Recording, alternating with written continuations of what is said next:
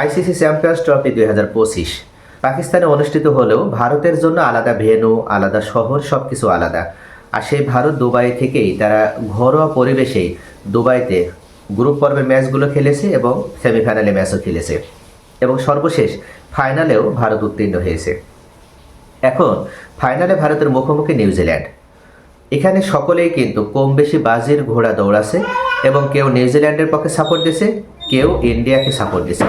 তবে সত্যিকার অর্থে এই যে সামনে যে ফাইনাল ম্যাচটি অনুষ্ঠিত হতে চলেছে, এই ফাইনাল ম্যাচে আসলে জিতবে কোন দল? এক্ষেত্রে এক বাক্যে সকলেই স্বীকার করে নেবে এবার ইন্ডিয়াই জিতবে। কেননা what a team India have created, অর্থাৎ কি একটা টিম ইন্ডিয়া গঠন করেছে, যে টিমের গঠন দেখলেই আপনি অবাক হয়ে যাবেন। এখানে আপনি কার উপরে আস্থা রাখবেন না আর কাকে আপনি ঝেড়ে ফেলবেন। একজন ব্যাটসম্যানকে যদি আউট করে দেন তাহলে অবশ্যই আপনাকে আরেকটা ব্যাটসম্যানে ভাবতে হবে, কেননা টিমে যে 11টা খেলোয়াড় খেলবে তার ভিতরে 8 জন স্বীকৃত ব্যাটসম্যান। আর এই যে 8 জন স্বীকৃত ব্যাটসম্যান, যে 8 জনের ভিতরে একজনও যদি টিকে থাকে তাহলে তারা খেলার মোড় ঘুরিয়ে দিতে পারে যে কোনো সময়, তাদের সে সক্ষমতা আছে। আপনি বিরাট কোহলি থেকে শুরু করে রোহিত শর্মা থেকে শুরু করে একেবারে লেটেস্ট পর্যায়ে রবীন্দ্র জাদেজা পর্যন্ত এর মাঝখানে যে খেলোয়াড়গুলো রয়েছে, কারোর সক্ষমতা নেই কিন্তু কারোর কোনো ধরনের বিন্দু মাত্র কোনো দুর্বলতা নেই এবং সকলেই জানে যে এই খেলোয়াড়দের ভিতরে কোনো একজন ব্যাটসম্যান যদি ওই দিন ভালো পারফর্ম করে তাহলে তার একাই, অর্থাৎ তার একার দ্বারাই সম্ভব দলকে ভালো একটা পর্যায়ে নিয়ে যাওয়া। তাহলে আপনার বিপক্ষ দল যখন তারা রণক্ষেত্র সাজাবে বা তারা যুদ্ধ প্ল্যান করবে, তখন কিন্তু তাদের 8 জন ব্যাটসম্যানকে নিয়ে ভাবতে হবে। আপনি শুধু বিরাটকে নিয়ে ভাববেন, আপনি শুধু রোহিতকে নিয়ে ভাববেন, তাহলে কিন্তু আপনি টিম জিততে পারবেন না। আপনার 8 জন ব্যাটসম্যানকে নিয়ে ভাবা লাগবে। তাহলে কি টিম গঠন করেছে ইন্ডিয়া?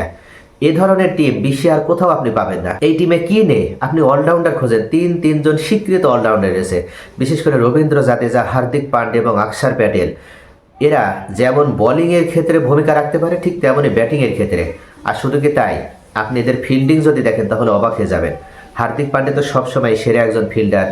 এরা যখন বোলিংয়ে আসছে তখন এরা এদের সেরা নক উপহার দিচ্ছে। এরা যখন ব্যাটিংয়ে আসছে তখন এরা ব্যাটসম্যান, সেরা একজন ব্যাটার হিসেবে এদের নক উপহার দিচ্ছে। এরা যখন আবার ফিল্ডিং করছে তখন এরা কিন্তু সেরা ফিল্ডার। কি একটা টিম গঠন করেছে, সত্যি অবাক হয়ে যাওয়ার মতন।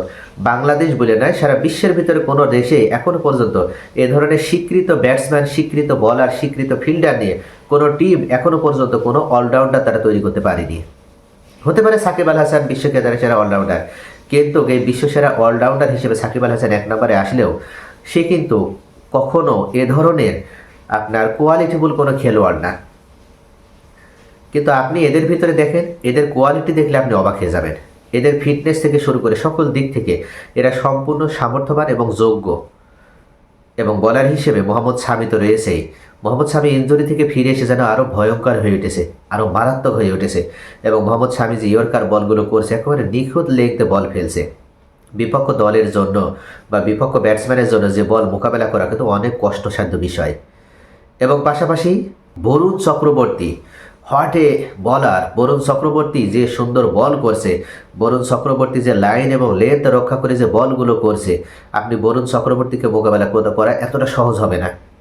নিউজিল্যান্ডে যে খেলোয়াড়, নিউজিল্যান্ডে যে সামর্থ্য, নিউজিল্যান্ডে যে প্লেয়াররা রয়েছে তাদের ভিতরে এ ধরনের কিন্তু অলরাউন্ডার নেই এবং এ ধরনের স্বীকৃত ব্যাটসম্যান এবং স্বীকৃত বলার নেই যারা একাই দলকে পরিবর্তন করে দিতে পারে। আপনি কেন উইলিয়ামসনের উপরে নির্ভর করতে পারেন, আপনি রাসেল রবিন্দ্রার উপরে নির্ভর করতে পারেন, আপনি গ্লেন ফিলিপসের উপরে নির্ভর করতে পারেন, কিন্তু বড় টুর্নামেন্টে এখনও তারা নিজেদেরকে প্রমাণ করতে পারেনি। তারা এখনও পর্যন্ত নিজেদেরকে প্রমাণ দিতে পারেনি যে তারা বড় টুর্নামেন্টের খেলোয়াড়। কিন্তু ভারতের প্রত্যেকটা খেলোয়াড়ই তারা বড় টুর্নামেন্টের খেলোয়াড়, এটা তারা প্রমাণ দিয়ে আসছে। এবং এক্ষেত্রে সার্বিক দিক থেকে যদি বিবেচনা করা হয়, অর্থাৎ নিউজিল্যান্ড টিমের সাথে যদি ইন্ডিয়া টিমের যদি কম্পেয়ার করা হয়, তাহলে ইন্ডিয়া যোজন এগিয়ে রয়েছে। অর্থাৎ ইন্ডিয়ায় যে এই ফাইনাল ম্যাচে চ্যাম্পিয়ন হতে চলেছে, এটার পক্ষে শুধু বাংলাদেশ বলে নয়, সারা বিশ্বের 95% মানুষই এটার পক্ষে তারা সম্মতি দিবে এবং তারা সকলে এক বাক্যে স্বীকার করে নেবে যে নিউজিল্যান্ডকে পরাজিত করে ইন্ডিয়া এবার চ্যাম্পিয়ন হতে যাচ্ছে।